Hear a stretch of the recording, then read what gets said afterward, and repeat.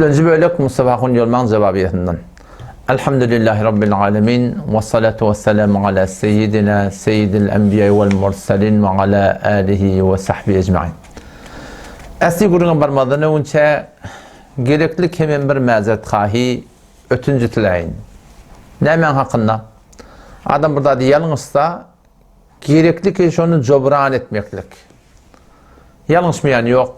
Takkallaştan taynayışından bizim yolumuz haliyamda Taliban 45 daha hummanını son içinden ben bir iki tane bir diyem Allah'ına aktif ettim. Sonra etekten haberlaştılar tecahun biz diyem Allah'ımıza katen bari on koşaptırtamın dedi. Koşaptırtamın dediler. Ben ne bileyim ben dedim. Sen göründüğün evden haberimiz yok dedim. Sen ne göründüğün bir selamı şok duran adam de. Onu doğru bir sizin idinizden defa edip bilem de yahulatı yağdaylardan ödün haberim var dedi. Benim de doğru diyem Allah da durumdak dedi. Şunun bilen ol bir teyf ulamalar ki bizim yolumuz haliyamızda bir neçe nefer tanı köpterin qalanı yüde çıkılın nemeli. Ba arada meşolon hemen mazeret kahiyet diyen öz hakkını maaf edin. Kimin dedim bar yoğunu ulatı men naqatın narahat bolup yeten neticem şu bolli hem cem bir topa bağlaq koyverdim. Allah Teala menin hem kutahim maaf etsin, sizin hem kutahim maaf etsin. Yani bu bölükte inim tarih Mustafa Akun Yolman yine bir üç bölük aydan gurruna vakt bolluğunsa ve udak gitmesem inşallah ben cevap vereyim. İnimin bir aydan gurruna şiyanki Yolmut Haliyanın mescidin hakkında. Mescidi ki şunu ammar ettiler Huday hakkasın. Yani illi nevi mihrabılca adı Mescid-i Muhammed Resulullah vaptır mescidi şıla her nevi ağrım salıp şunu taldırmani ahir çeyremi tokadıp şunu var ahir şıla ammar etmekten sebep oldu. Yeti kıyametin malakımına cevap vermek olur Müslüman doğan. İkinci gurunda eşleşinden aranı keperi tutturdu da bunu oban ahulları beydenak devletin öyle işi falan böyle şeyler. Onun da hakkında inşallah Teala ben Kodu Mustafa Akun inim yolman aydan gurunu inşallah mesela eşittirer bizim şahidimiz var şu hakkında. İnim tarih şunu öyle diline alıp aydıptır yani. O üçüncü gurunda beter hatar gurun. Keşöp bizim ne amar hitap ediliyor daha. Şu bizim mescidi talanda adamı da mescidi zirar diye. İnim tarih. Zirar diyen ne mi? Zirar veriyen mescid. وَالَّذ۪ينَ اتَّخَذُوا مَسْجِدًا ضِرَارًا وَكُفْرًا وَتَفْرِيقًا بَيْنَ الْمُؤْمِنِينَ وَاِرْصَادًا لِمَنْ حَارَبَ اللّٰهَ وَرَسُولَهُ مِنْ قَبْلِ Allah Teala şu münafıklığın talan mescidin hakkında şu ayeti indirttir.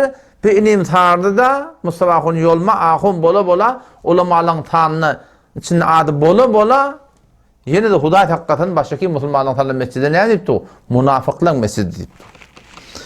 Hop, şöyle kurun inşallah başardığımdan açıklap aydıp vereyim. Avvalki bölük inim tarihin aydın guruna bilet doğulağı ataydı. Mescitler neymedik belki mescitle vaka öldürür, özlaşmak mescital yerler. Mescitler neymedik belki mescitle vaka öldürür, özlaşmak mescital yerler. Mescitler neymedik belki mescitle vaka öldürür, özlaşmak mescital yerler. İnelekem inim tarihin aydın gurunu eşittik.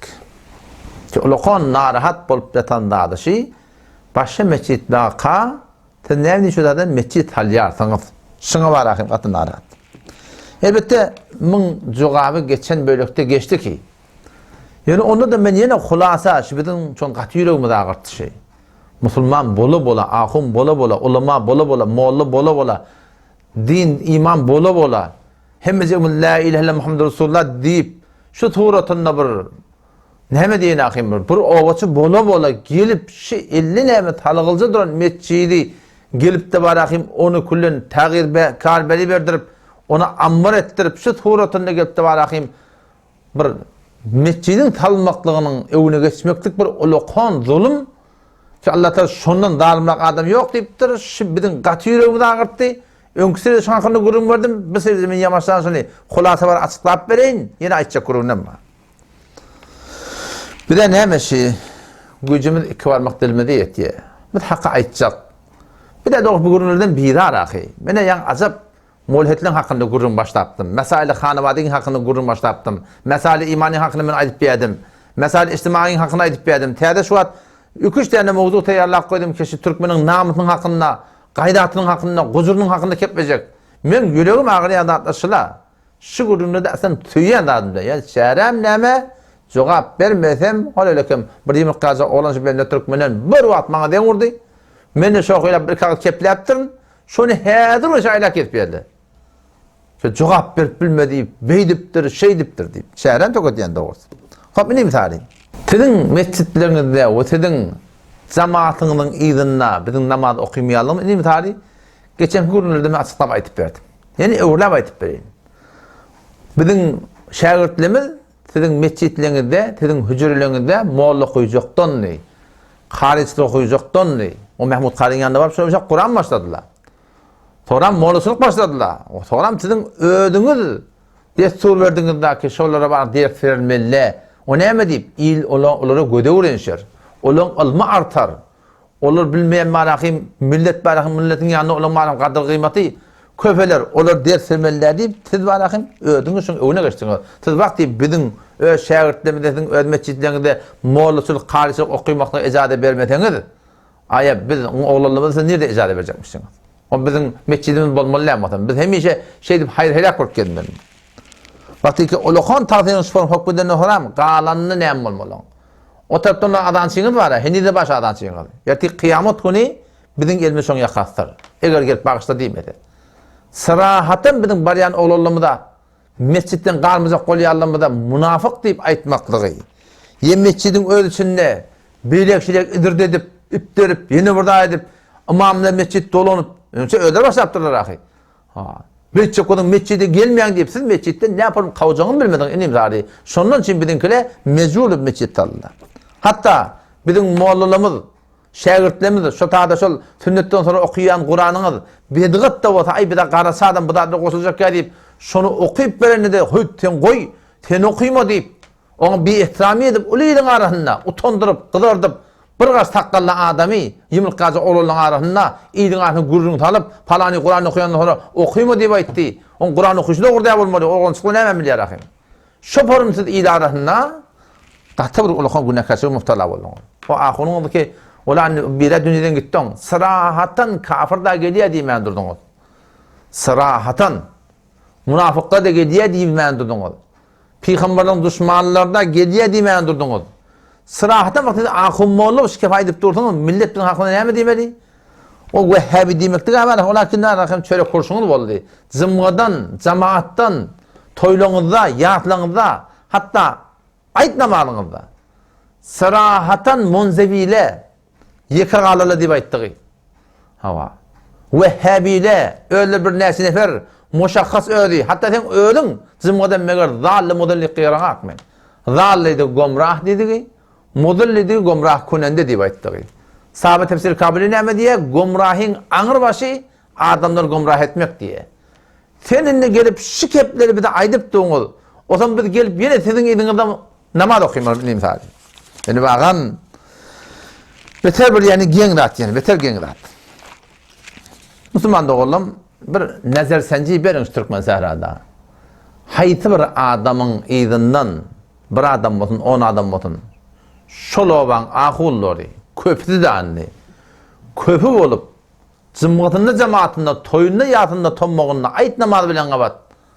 Şu suratında sırahatan idin arasında, şu yettik 10 neferin aleyhine tebliğ edip dursunlar, onu da görüp süngünden namaz okuyorlar mı? Sen bir ahun palani den enene, atağına, doğuna, bacığına, sevgisi sen süngünden namaz okuymuyorsun. Bana bir ihtirami etti, yüreğim çekmeye süngünden namaz okumaklık deyip. Bu da bizim dinimizde, imanımızda sırahatan yan kayden keplerimi öğrelaptırmayın. Şu kepler ayda siz yani yamaşan siz bizden etleriniz var enim sari ki bizden gelin bir zaman namaz okuyordu.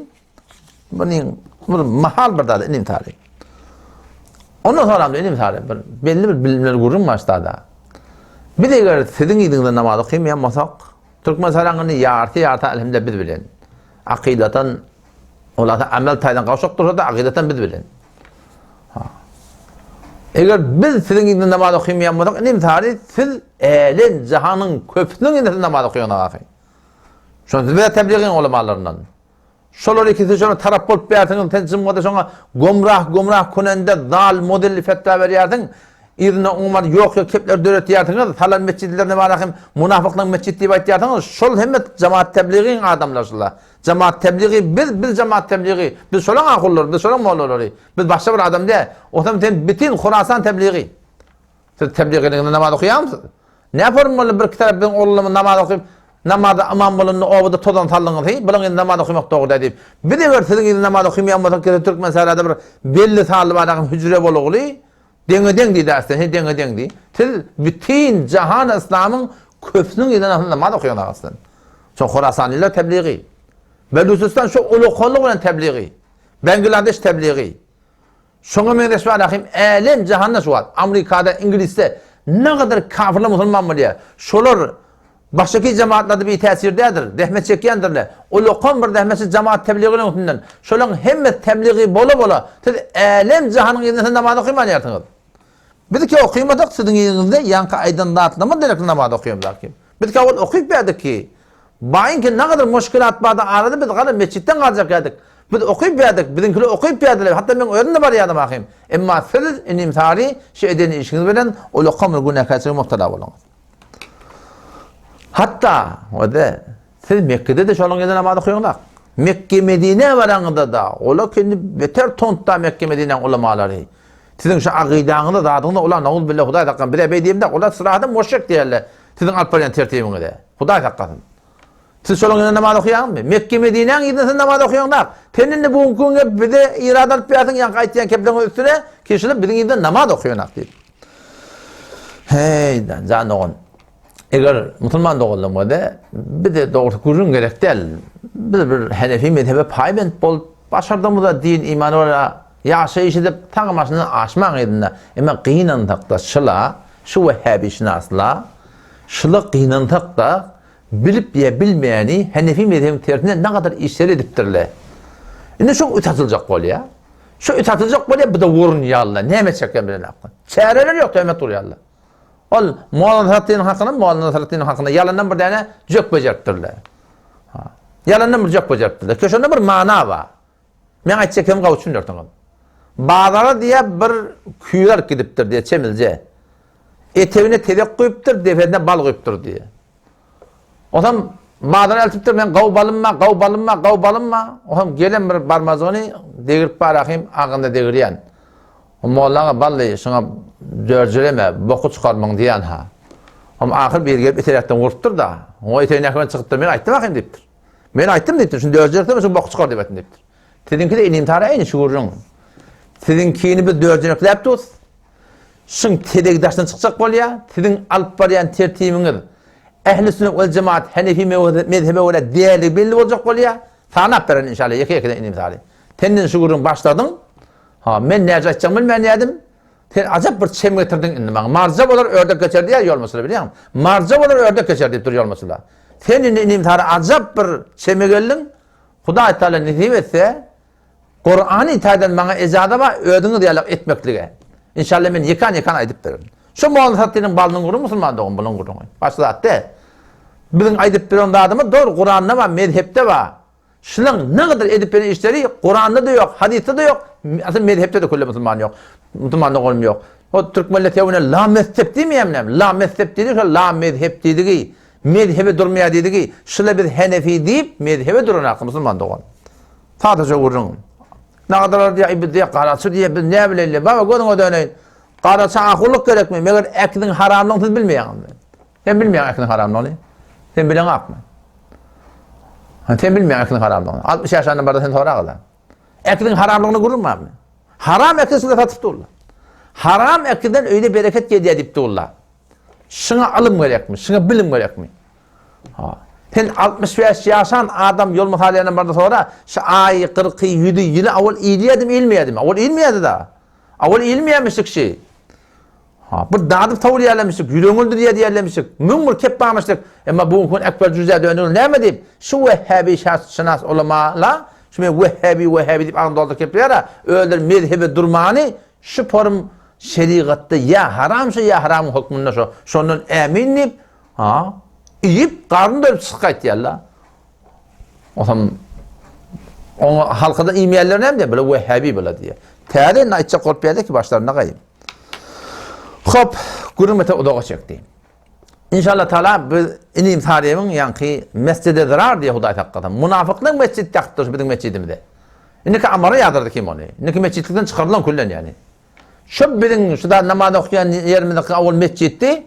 Mescid-i Muhammed Resulullah'da naud billahi inim tarihi sonra ne yaptı biliyor musun? Doğru mescide zarar münafıklığın mescid deyipti. Koyup peşet eti. Eşsirli Müslüman doğulan fikretmeden kimi yalan alayalım kadip. Sonra menarasına ki mihrabını ayırdılar deydiler. İnni şumat mescid ettiler deydiler.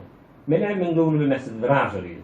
Näme deyip? Son mescid rârın felsefesi näme? Münafıkla geliyor da adamları başsakı ehl-i sünnetten yiyini, o ehl-i sünnet ede o. Müslümanlardan dahilik çıkarakan birdar et yerler. Fetavayı, kulastır fetavanı gördüm. Şonu tarifine näme diye? Mescid rârı evvela 150 metre deyip aytdı. Əsliyini o değil diye.